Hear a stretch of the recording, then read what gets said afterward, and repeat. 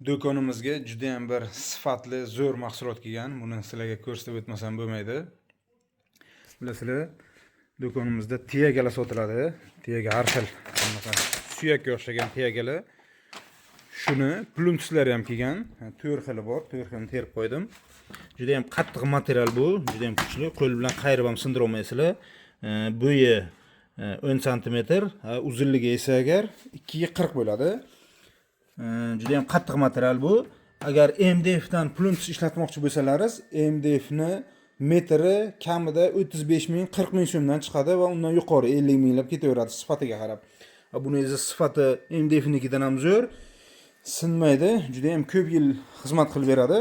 Bu mahsulotimizni donasi 45 ming so'm va kichkinasi 35 ming so'm. Uzunligi 2 ga 40 bo'ladi.